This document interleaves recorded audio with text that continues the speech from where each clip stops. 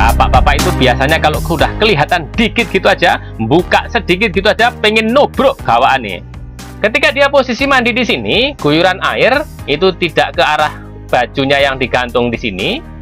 Nah, kemudian airnya akan mengalir ke sini. Yang tadi bekas ceboknya tadi juga ikut kepet-kepet ini juga turun ke jorongan sini. Assalamualaikum warahmatullahi wabarakatuh. Salam M7. Kembali di channel Eko M7 Barokah kita bertemu. Semoga kita semuanya sehat selalu. Amin ya robbal alamin. Sobat M7 semuanya, kembali saya ulas masalah WC. Memang masalah per-WC-an ini selalu menarik untuk kita bahas. Karena apa? Karena dari kita sebagai makhluk hidup itu tidak bisa lepas dari yang namanya WC. Karena semua yang kita makan pada akhirnya harus kita keluarkan, yaitu di WC. Oleh karena itu, WC itu adalah sebuah kebutuhan pokok. Oleh karena itu, rencanakanlah senyaman mungkin agar kita dalam beraktivitas di WC itu juga sebagai ibadah. Dalam video ini, WC-nya masuk ke bagian kamar mandi. Kamar mandi yang akan kita bahas pada kali ini merupakan gabungan dari request beberapa pemirsa. Ada yang requestnya adalah gimana untuk kamar mandinya agar kalau diintip dari pintu nggak kelihatan. Sukanya kok ngintip-ngintip, nggak wedi timbilen motone. Juga ada request bahwa untuk tempat wudhunya tidak dari bak mandi, tetapi ada kran tersendiri, tetapi areanya yang sudah suci.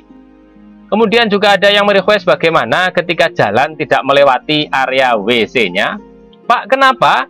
Dari tadi dijelaskan tapi nggak kelihatan dalamnya. Iya, emang ini yang bikin penasaran bapak-bapak atau ibu-ibu. Biasanya kalau kelihatan sedikit itu tambah penasaran. Pengen tahu dalemannya itu seperti apa, jeroannya itu seperti apa. Bapak-bapak itu biasanya kalau udah kelihatan dikit gitu aja, buka sedikit gitu aja, pengen nubruk gawaane.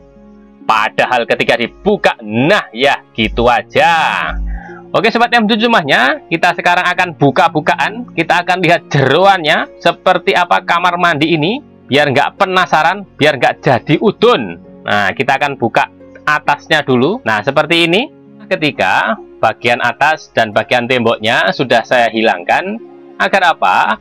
Agar kita semuanya bisa melihat dalemannya, yaitu seperti ini. Konsepnya seperti apa kamar mandi pada kali ini? Yaitu pertama, ketika pintu masuk seperti ini bukanya pakai tangan kanan. Yang terlihat dari area sini adalah area untuk wudhu. Pada bagian depan ini pada akhirnya juga akan tertutup tembok. Kenapa pada sekarang ini saya buka dulu? Ya agar kelihatan dalemannya ini kan ngelegeno dalemannya. Yang suka daleman atau nggak suka pakai daleman biar isis. Kamar mandi pada kali ini isinya adalah kran untuk tempat wudhu. Kemudian di sini adalah bak mandi besar untuk mandi. Kemudian di sini adalah bak mandi kecil, ini adalah untuk cebok. Kemudian di sini adalah WC jongkok untuk BAB. Untuk jorongannya mengalirnya ke sini sehingga bagian yang lebih rendah adalah bagian sebelah sini. Kita akan membahas ketika kita keperluannya ke kamar mandi itu adalah paket lengkap. Paket lengkap itu kita ke kamar mandi itu mau buang air besar. Ya, ini kebelet. Nah, kemudian duduk di sini ndoprok, kemudian cebok, kemudian mandi. Kemudian keluar wudhu dulu baru ke sini.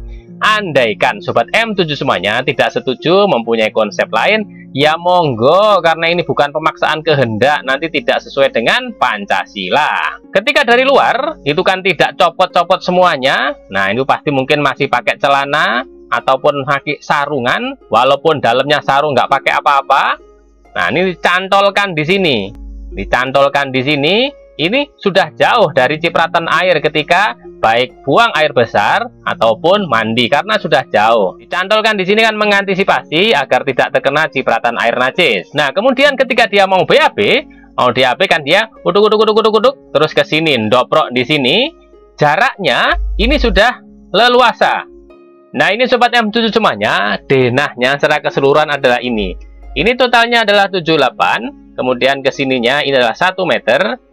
Ini sudah aman untuk badan kita ketika duduk di sini tidak nyenggol di kanan dan di kiri dan di belakang. Karena ukurannya tadi sudah proporsional, maka tidak usah khawatir kalau nyentuh kanan dan kirinya, kecuali ancen sengojo dikosot-kosot no gatel bokonge. Nah, bak kecil ini memang dikhususkan untuk cebok saja. Ya, ukurannya memang tidak sampai 2 kolah pada bagian sini, karena memang ini adalah untuk keperluannya cebok.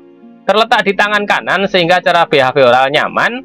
Terus ketinggiannya juga ramah untuk anak-anak. Di tangan itu tidak ketinggian. Kalau ketinggian nanti kan sikunya itu bisa kecetit. Untuk air yang berada di sini tidak banyak. Biar selalu senantiasa habis, sehingga diisi lagi. Nah, itu kan airnya bergantian terus. Ketika dia setelah BAB, maka air yang sisa untuk cebok itu kan ngalirnya di sini. Ini ngalirnya ke sini, ke jorongan sini, tidak ke sana. Nah, setelah BAB, dia akan mandi pakai air yang sebelah sini, yang ukurannya sudah 2 kolah lebih. Ini ukurannya, ini adalah 1 meter, kemudian sudah 70, kedalamannya juga 70 cm lebih. Untuk mandi di sini, dari arah pintu, yang requestnya pemirsa, tidak kelihatan dari area pintu walaupun tertutup. Karena apa? Karena terhalang oleh tembok ini. Kecuali dia sengaja jebol pintu nih, terus sengaja melihat. Nah, itu tidak mengintip, melihat. Ketika dia posisi mandi di sini, guyuran air itu tidak ke arah bajunya yang digantung di sini. Nah, kemudian airnya akan mengalir ke sini. Yang tadi bekas ceboknya tadi juga ikut kepet-kepet ini juga turun ke jorongan sini.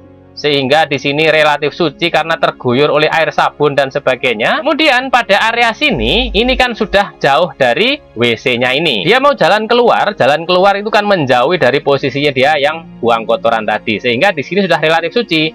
Nah, ketika dia sudah pakai pakaian yang bersih setelah mandi, dia wudhu di sini. Untuk wudhu di sini juga ada ketinggian. Jadi ini ada perbedaan ketinggiannya. Jadi di sini ada perbedaan ketinggian yang memungkinkan alirannya air itu masuk ke bawah sana sehingga tidak mengenai kakinya lagi. Nah, kemudian dia keluar.